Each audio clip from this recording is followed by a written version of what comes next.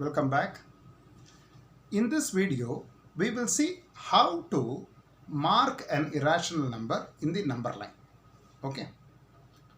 So we are again taking our old example or earlier example, right?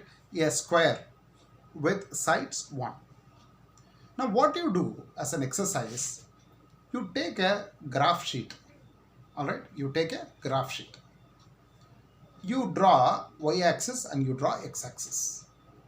So you know that the intersection of y and x, right, the intersection is what we mark it as 0, right? So you mark 1, 2, 3, 4 on the y-axis. You mark 1, 2, 3, 4 on the x-axis. Now your square, right, to draw a square of size 1 centimeter, right, or a square whose measure of one side is 1 centimeter, all you have to do is go to y-axis 1, right? From there, move 1 unit. You will have from x-axis 1 unit, right? You just mark a point, right? So you have y-axis 1, x-axis 1, all right? So you just mark a point, right? Just mark it with the dot. Now from the y-axis 1 unit, you connect this dot. From this dot, you drop a perpendicular to your x-axis. It will land in the 1 unit on the x-axis, right? Then you get a square, right, whose one of the vertex is placed on 0. All right, so 0, and then the other vertex will be placed on 1. This vertex will be on the intersection of perpendiculars from 1 of y-axis and 1 of x-axis, and the other side will be located on 1 unit on the y side. Okay, now you draw the hypotenuse, right? You call the square as OABC. All right, you name the square as OABC. O represents 0, right? Connect OB, right? Connect OB, which is the hypotenuse. Now you know in this graph sheet you have the small square, you have OB connected. You already know that OB, the length of OB is root 2, right? Square root of 2, because the base is 1 centimeter, altitude is 1 centimeter on this right angled triangle called OBC.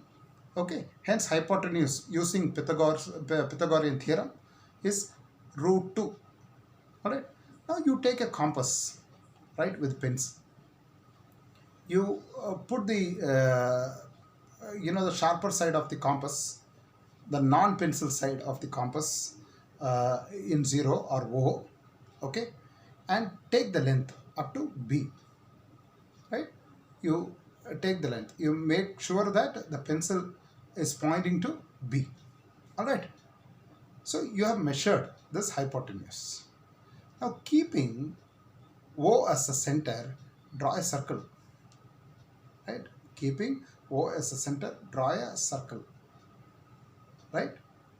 So in this circle, you will find that OB is the radius, and the point at which it intersects with the x-axis, that point, the length of that point from 0 is equal to OB, because that is also radius.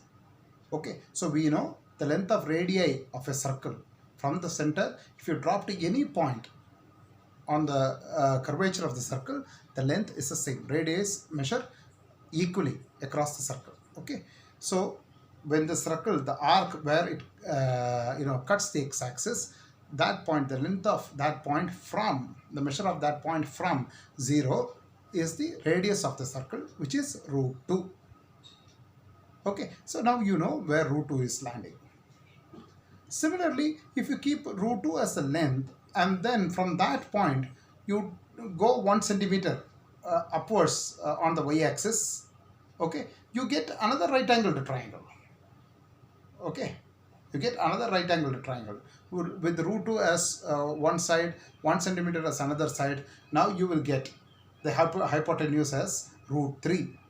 So to mark root 3 on the number line, again measure using the compass, draw a circle wherever it cuts, that is the position of root 3 in the number line.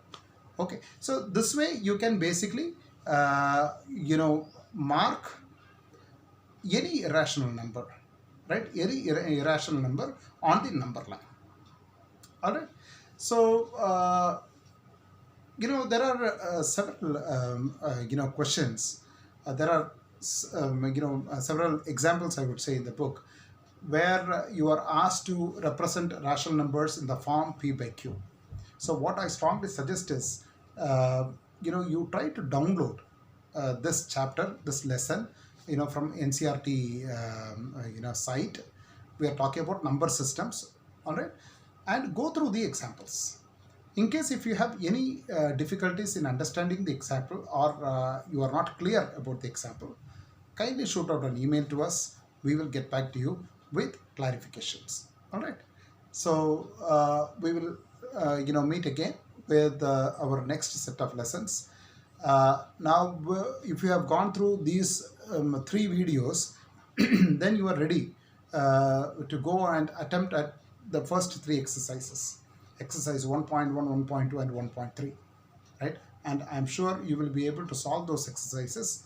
I will come back with more tips on the exercises in my next video. Until then, bye-bye.